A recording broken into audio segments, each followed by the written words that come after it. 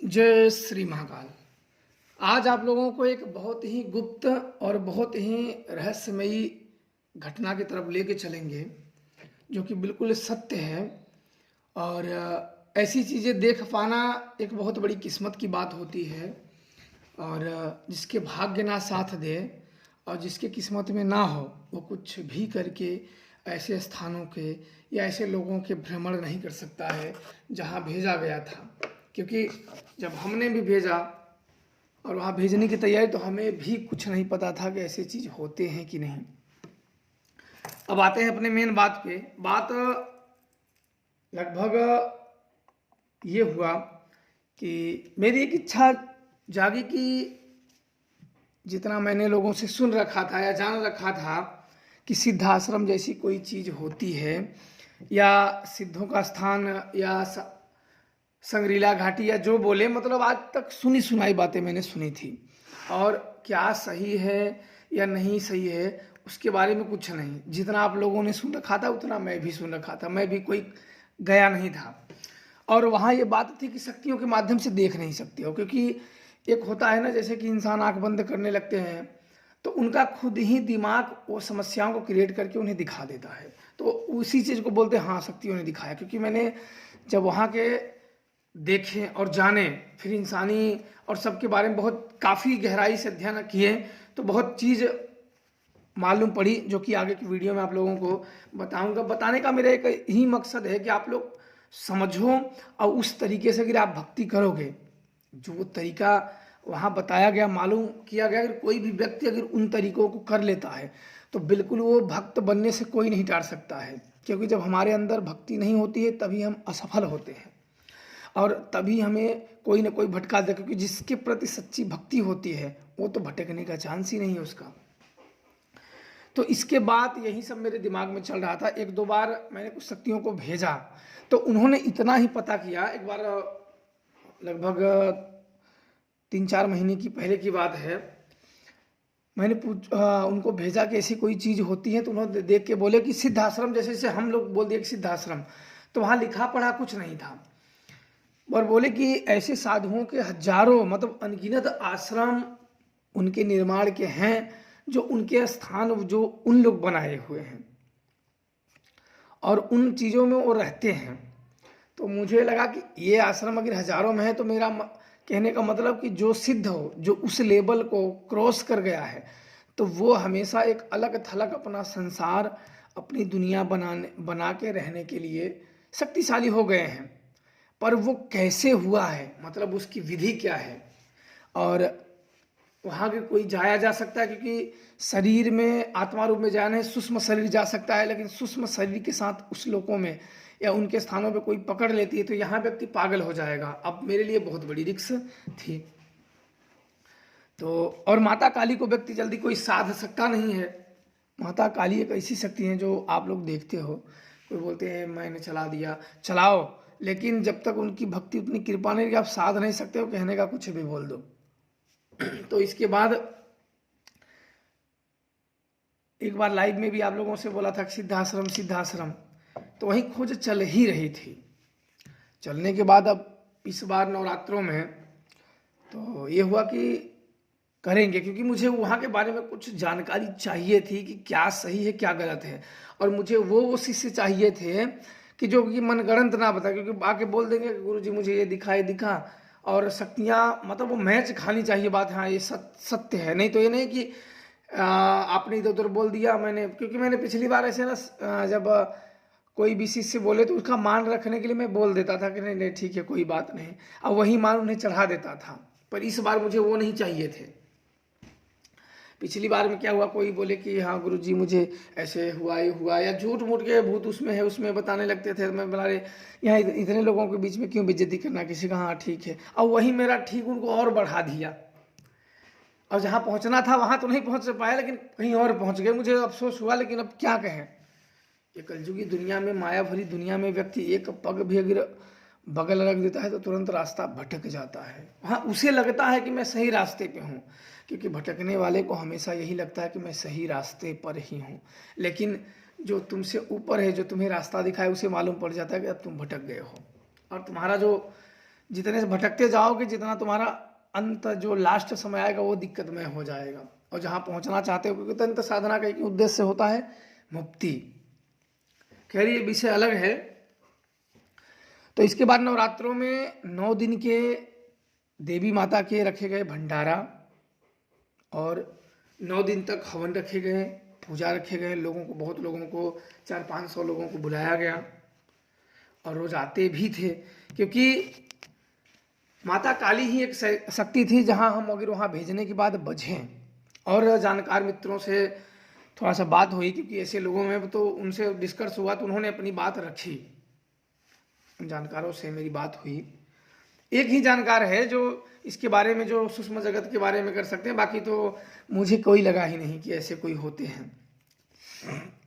तो उनसे मैंने बात किया तो उन्होंने अपनी बात बताई, और उन्होंने सही बताई, जो वो जानते थे उन्होंने बताई। अब मुझे उनकी बातों को मिला के मुझे चलना था, क्योंकि जब किसी से बात हम करते हैं तो हमें उसकी बातों को मानना पड़ता है, चलना, क्योंकि हम तभी तो उससे पूछे हैं, नहीं तो हम उसका मजाक या समय बर्बाद करने के लिए थोड़ी उससे बात किए हैं। इसके बाद जानकार मित्रों से मैंने बात किया कि मैं ऐसे भेज रहा हूँ, तो वो बोले कि ठीक है भेजो, लेकिन कुछ मतलब इसमें अगर वहाँ आत्मा पकड़ी गई तो फिर दिक्कत हो जाएगा, इसलिए बहुत सोच समझ के और अपने तरीके से जो हो करना। उनका तो सजेशन था कि शक्तियों के माध्यम से, ध्यान के माध्यम से जा सकते हो, लेकिन ध्यान के माध्यम से क्या होता है, देखना बस। ध्यान के माध्यम से बड़ी शक्तियाँ दिखा देती हैं, कुछ बता देती हैं, लेकिन मुझे उन लोगों से संपर्क करना था कि सच में होते हैं कि नहीं। मुझे क्लियर, मतलब ध्यान के माध्यम से मुझे नहीं जाना था। या तो मैं, मेरे पास 2 ऑप्शन थे, या तो मैं खुद अपने रिस्क पे कुछ करूं, या तो मैं बंद कर दूं। अब मेरे पास भी शक्तियां थी, क्योंकि मैंने अपने गुरुदेव से अनेकों प्रकार की शक्तियां, मैं पिशाचों को भी सुलाना जानता हूं और जगाना जानता हूं। यहाँ मैं आप लोगों को सीधा बता दूं कि एक पिशाच अगर किसी पे छोड़ दिया जाए ना, तो तांत्रिकों की, बाबाओं की लाइन लग जाएगी, हटा नहीं पाएगा। सीधी तौर पे आपको बता दे रहा हूँ, इतना लंबा चौड़ा करने की जरूरत ही नहीं। पर मैं क्यों नहीं चलाता हूँ, क्योंकि उनके कर्म जो अपने ऊपर लग जाते हैं तो व्यक्ति बचने लगता है। इसी वीडियो में बताऊंगा कि, भागों में बताऊंगा कि गुरु जब शिष्यों को निकालता है तो क्यों गुरु बचता है, क्यों शिष्य का कर्म गुरु पे लगते हैं। आप लोगों को सारी ये वीडियो की आप देख लिए, पूरे पार्ट जो बनाऊंगा ये वीडियो देख लिए। अगर सच्ची भक्ति है तो भक्त बिल्कुल बन जाओगे किसी भी, और नहीं हो तो फिर दूसरे काम में लग जाना, फिर भक्ति में मत आना। क्योंकि ये वीडियो समझ नहीं पाए तो फिर नहीं आ पाओगे, क्योंकि वो उनके लोगों का, और जो आप लोग मर के और कोई भी बताएगा नहीं।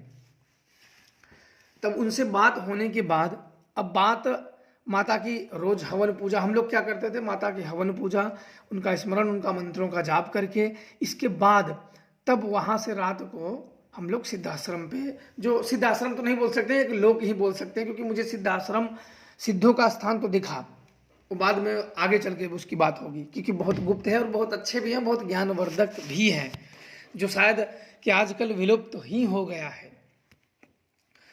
तो इसके बाद वहाँ सब माता के शाम को ही सबको बुलाया गया, सब हवन हुआ, प्रसाद बटी, सब कुछ, बहुत 500-600 लोग आए। तो और अपने कुछ शिष्यों को, जो नज़दीक के थे, कुछ सहायक शिष्यों को बुला लिया, क्योंकि साधना तो करानी नहीं थी। आप लोगों को पहले भी बताया कि साधना करानी नहीं है। और कुछ सहायक शिष्यों को बुलाया गया ताकि उसमें सहायता कर सकें, हवन, लकड़ी, फूल सजाने में, माता की पूजा करने में। कुछ सहायक मित्र, कुछ सहायक शिष्य उसमें मदद कर सके। तो आए, बुलाया, तो जो नज़दीक के थे वो आए। तो इसके बाद हम सब शाम को जो था, सब आरती, जो पूजा पाठ माता को हो गई, इसके बाद हम लोग महाशमशान काली के हवन प्रारंभ करते थे। क्योंकि मेन जुड़ी, क्योंकि हम सब जहाँ जा रहे हैं, हो सकता है कि अगर माता की ज़रूरत पड़ जाए तो बहुत, क्योंकि आत्मा अगर अंदर कैद हुई तो माता ही एक ऐसी शक्ति है जो हमें वहाँ से निकाल सकती हैं। तो इनका बहुत ज़ोर शोर से पूजा करना था, हवन करने थे, ताकि माता उन चीज़ों में पीछे ना हटें और उन चीज़ों में हमें सफलता दिलाएं। तो पूजा उनका चला, शाम को पूजा, सब आरती पूजा, सब बहुत बड़े बड़े। इसके बाद प्रसाद, फिर भंडारा, जो जितने लोगों को खाना है खाते थे। इसके बाद तब हम निकल जाते थे। और इसके बाद हमें लाना था एक शक्ति, जो एक लाश हो, जो एक आत्मा हो, उसका माध्यम बनाना था। क्योंकि अघोर क्रिया में माध्यम, अघोर क्रिया आप लोग नहीं जानते हो। और ना ही जानो तो ठीक है, ऐसे ही जीते खाते जितना कम जानोगे उतना खुशी रहोगे, जितना शक्तियाँ आएंगी उतना पाप अपने सिर लादोगे। इसलिए पाप लादोगे क्योंकि तब सच की शक्तियाँ किसी पे चलाओगे। जब सच की शक्तियाँ चलाओगे तो उसका विनाश करेंगी ही करेंगी, उसमें कोई रोक टोक नहीं है, वो विनाश करेंगे ही। और विनाश उसका होगा तो आपके सिर लदेगा ही लदेगा। अब इसके बाद क्या हुआ, हम सब चल दिए। अब इसके बाद मुझे शिष्यों का चयन करना था कि कौन जा सकता है। जो वही व्यक्ति जा सकता है जो गुरु के प्रति समर्पण हो, क्योंकि उसमें यह हर होता है कि जब गुरु के प्रति, तो आपके अंदर शिव तत्व जागृत होना चाहिए, शिव तत्व, क्योंकि आपके भीतर ही शिव तत्व जगाया जा सकता है। जब गुरु पे भरोसा नहीं है तो शिव तत्व नहीं जागते हैं। जब शिव तत्व नहीं जागते हैं तो आप शक्तियों से जुड़ के भी भाग जाओगे और आप तुरंत ही भटक जाओगे। क्योंकि गुरु का मार्ग और शिष्य का मार्ग एक कब रहता है, जब तक शिष्य अपना शिष्य ना बनाया हो। जब तक यही देखो होती है कि मेरे साथ या मेरे देखे हुए चीज उनको काम कब तक आता है, जब तक वो मेरे शिष्य बने रहेंगे। जब वो गुरु बन गए ना तो उसी समय से रास्ता अलग हो गया। और अलग हो गया, उनका कर्म हो जाने, गुरु का कर्म गुरु जाने, अलग कर्म चेंज हो जाते हैं। और इसके बाद जब वहां मैं शिष्यों को जा तो एक ही शिष्य उसमें से निकले, जो बड़े वाले जो शिष्य थे वो निकले, और दूसरा शिष्य था उनके पीछे था जांच में। तो ये हुआ कि 2 शिष्य 2 जन जाएंगे तो अच्छी बात है। 1 नंबर का शिष्य ठीक था, दूसरा नंबर वाला ठीक था।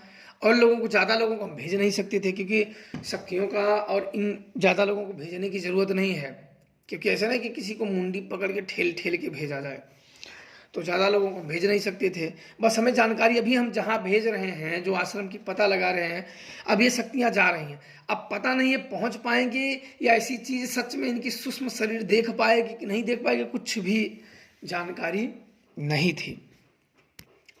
जब कुछ भी जानकारी नहीं थी तो इसके बाद भेजने का तैयारी शुरू हुआ। तो आगे की वीडियो की जानकारी अगले पार्ट में बताएंगे। और बहुत ही अद्भुत है और अलौकिक ज्ञान है, जो कि अगर इंसान अपने जीवन में उतार दे तो फिर अपने जीवन में वो कभी भी नहीं भटक सकता है। ऐसे ज्ञान हैं, वो ज्ञानों में ऐसे निहित है कि व्यक्ति अगर थोड़ा सा भी उतर जाए ना तो जिंदगी अपनी संवार ले। बाकी उसके ऊपर अपने उसका व्यक्ति का कर्म और उद्देश्य निर्धारित करते हैं कि वो कर क्या रहा है और उसकी उद्देश्य क्या है। क्योंकि हर व्यक्ति उद्देश्य देख के कर्म करता है, तो इसलिए पहले कर्म देख लो, इसके बाद उद्देश्य देख लो, सारी चीज़ पता चल जाएंगी। बीच की बहुत ज़्यादा देखने की किसी की ज़रूरत नहीं पड़ती है। शक्तियाँ होती हैं तो 2 पहले देख लो, सब समझ में आ जाएगा। ये जो काम कर रहा है इसका उद्देश्य क्या है, बस काम देख लो और उद्देश्य देख लो, कहानी खत्म हो जाती है। तो इसीलिए आगे की वीडियो जल्द ही आप लोगों के सामने आएगा। तब तक खुश रहिए। जय श्री महाकाल, जय मां शमशान काली, हर हर महादेव।